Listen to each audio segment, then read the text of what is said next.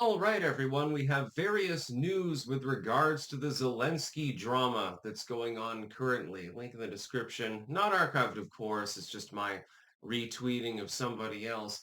Zelensky has vowed to go in dry, effectively, saying, well, if the United States isn't on our side, we'll have to do this ourselves. Meanwhile, he's taking to the circuits. The liberal lamestream media in the United States, of course, giving him some, plushy pieces and saying, well, Donald Trump disrespected me and stuff like that. It's interesting because I watched the clip of the interaction between Trump, Vance, and Zelensky.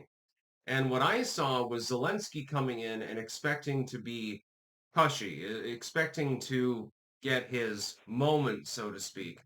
And Donald Trump and JD Vance effectively shut him down. I saw him disrespecting my country. Now, I'm not like, hoorah, hyper patriotism or anything like that. But when you're in the White House, you might want to show a little bit of decorum.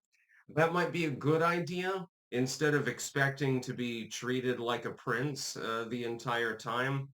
And that's what Zelensky effectively did. He went into the White House and he expected it to be exactly like the prior administration, which treated him like royalty whenever he walked in the room. And when Vance mildly questioned him, he's like, well, you're basically losing the war and, you're losing manpower and stuff. He started in. And eventually Trump had to jump in as well and said, look, you're not in a position to negotiate at all, really. We're the ones propping up your goddamn country. So now Zelensky has decided, well, if I throw a few million more people into the meat grinder, that's perfectly fine by me. I respect the people of Ukraine. I do not have a problem with them, just to be clear, and I'm no fan of Vladimir fucking Putin. But when your leader is telling you he intends to, again, slaughter several million people for absolutely no reason, because he's too goddamn egotistical to accept the help that's being offered to him by my country, which I pay taxes towards, and offers insult to the current administration, that's going to be a little bit of a problem now, isn't it? Yes, I believe so. Zelensky was being completely disrespectful. But if you look at the legacy media articles, you'd think the exact opposite. Oh my God, Vance was insulting him and stuff. He was asking him a goddamn question. He was asking him, hey, your manpower is depleted. You've got problems in your country. Number one, what are you going to do about it? And number two, can you answer to this? Why should we be supporting you at all? You're losing. And that's a valid question.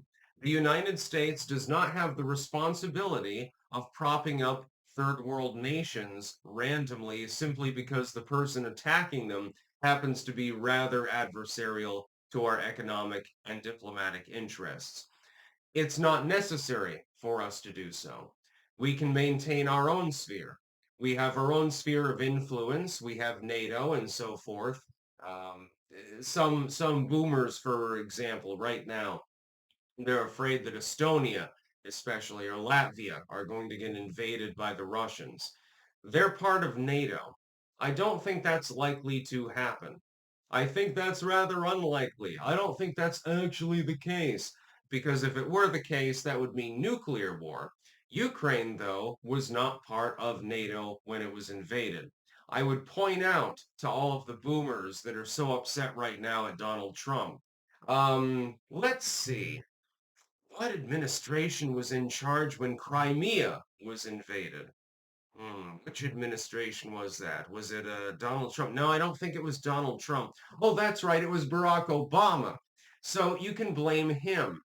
What happened is that the US drew red lines in the sand, didn't do jack shit when those red lines were crossed, and then you had a brief moment in time when Trump was in control and nothing happened. So stop goddamn complaining about it. It makes absolutely no sense. The Trump administration will engage in meaningful diplomacy. But in order to do that, first you have to cuck Zelensky. You have to cuck him because he is the problem. Vladimir Putin, we already know what he's going to do. He's going to say, well, I want to take over the Ukraine. Okay, very well. We know that. Zelensky is the one preventing Ukraine from being able to meaningfully fight back, actually, when you think about it. He's the problem. It's not that he is necessarily worse than Putin or anything like that. That's not what I'm saying. I'm simply saying he's a bad hombre. He's not the sort of person that you want to have negotiations with. This is the case across Eastern Europe, generally speaking. Polish are about the only ones that you can actually talk to and have meaningful Western style diplomacy with. If you're talking to people in Ukraine, in Russia, etc., the way in which you deal with things is not going to be the same. That's just the case. You don't have to like it, but you do have to accept that that's the reality. And it is the reality. Zelensky is a dictator. Donald Trump is not fundamentally wrong when he labels him one. He has established martial law, suspended elections, suspended free press. What more do you want? I mean, it's basically it's the same as Russia. It's exactly the same. Why would the people there even goddamn care which country controls the territory? I don't know, other than ending the bombing of one another, why they would even care at this point. It makes absolutely no sense. Zelensky is a globalist.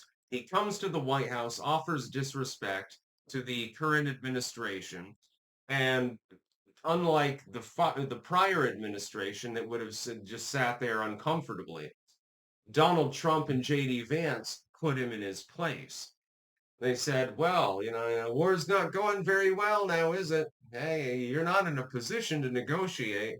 We're going to shut off aid for a while. Go and fend for yourself. That's perfectly fine. Fuck yourself. That's the way to do it.